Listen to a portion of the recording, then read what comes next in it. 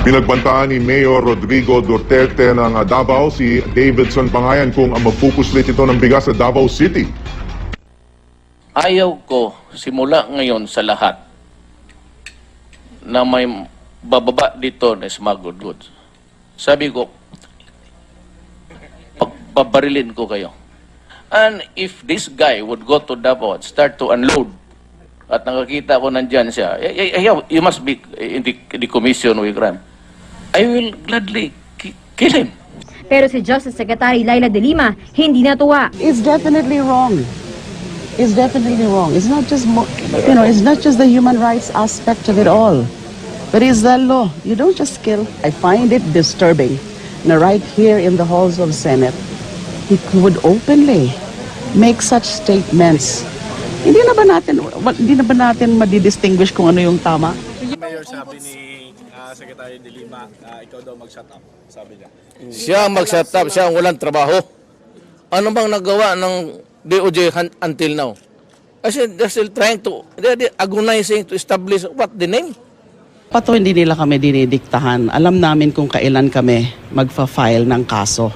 Ayaw naming ura-urada lang. Hindi naman po kami gano'n na dahil hot na hot yung issue, magpapasikat kami, magfa-file ng kaso. If you are there for a long time and you have not solved smuggling until now, and yearly we lost 7 million, that is a crime and that is criminal negligence on their part. Itong si De Lima, she has been bypassed several times. Don't you think it's about time to adopt a certain degree of delicadeza by stepping down?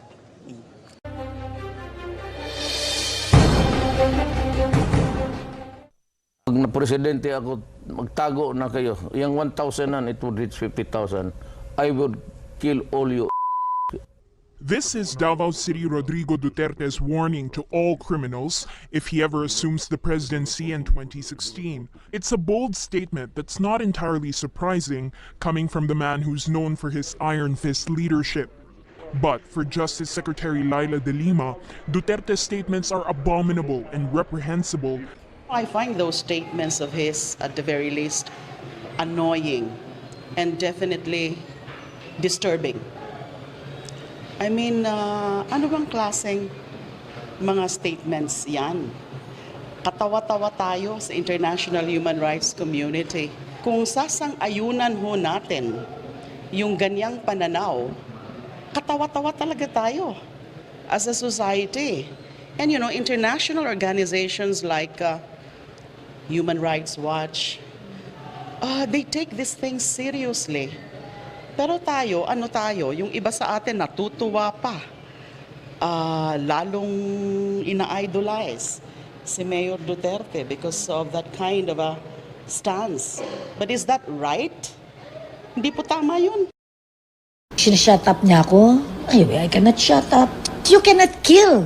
You cannot kill. You cannot kill the criminal because we do not have capital punishment. Duterte must be held criminally liable after he admitted his involvement with a vigilante group, the Davao Death Squad. Killing is killing, no matter what. Killing is killing.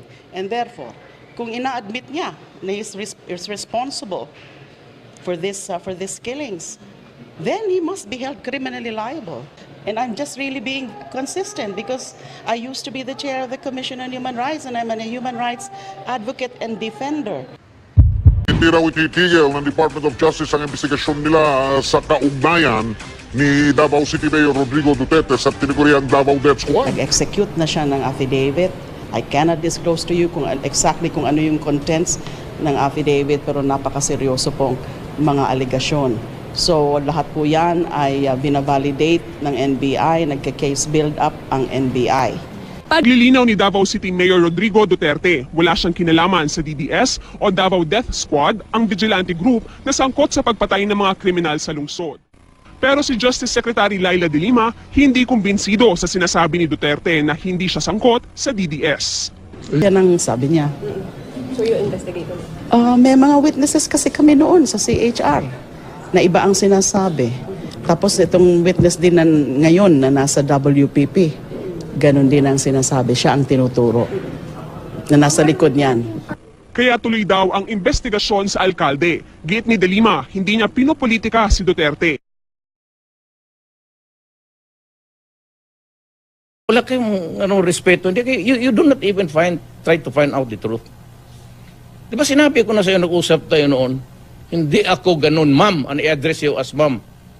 Although mas nauna ako sa eskwelahan natin sa iyo. Ni ma'am kita eh.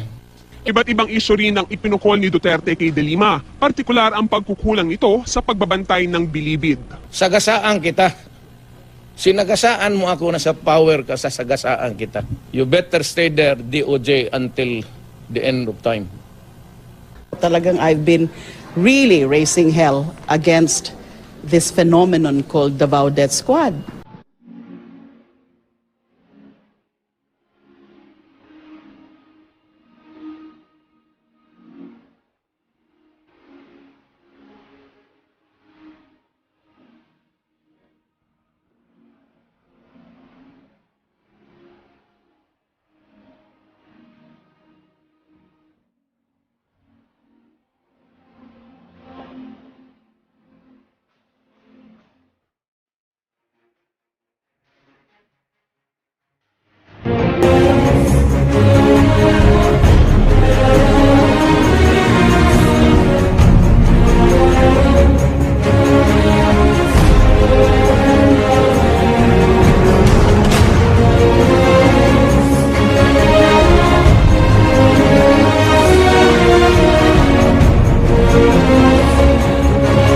DOJ Secretary. Kasalanan ko yun? Are they accusing me na ako may kasalanan? And then tingnan nyo na lang. What I can say is that balikan nyo na lang yung mga ginawa ko rin. Alam nyo naman siguro, for example, in the Bilibid, sino ba ang gumawa ng hakbang at sino ba ang gumawa ng konkretong hakbang para i-address yung mga napapabalita ng pamamayagpag ng mga drug lords inside Bilibid. Ilang beses ko na yan sinasabi na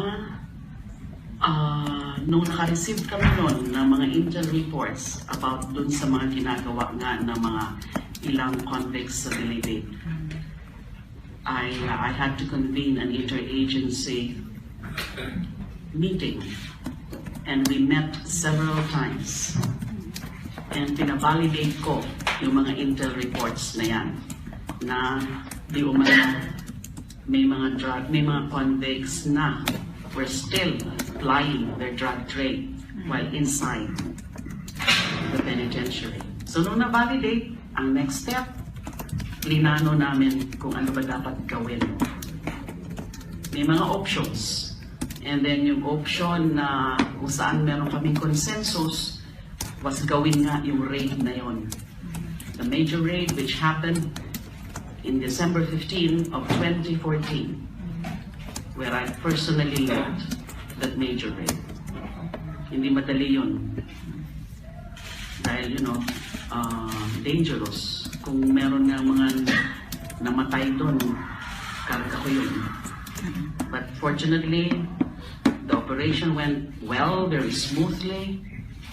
And then, nung natuklasan nga namin yung mga ganon ng mga pamumuhay nila sa loob, yung mga luxurious lifestyle and kanilang mga kubol, ay linipat muna namin yung Bilibid 19 to the NBI detention facility. Dahil hindi namin alam kung saan sila ilalagay sa Bilibid.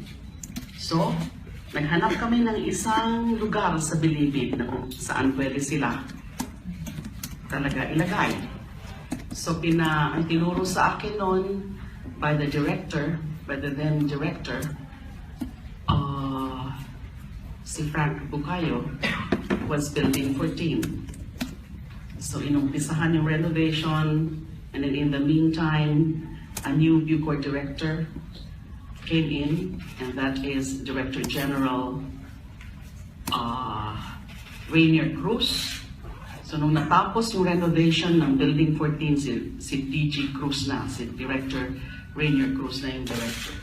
So binalik namin from the NBI detention facility, the Bilibid 19, And the building 14 used to house the death row convicts. But pinarenovate ko and converted into a more secure facility. Pinalagyan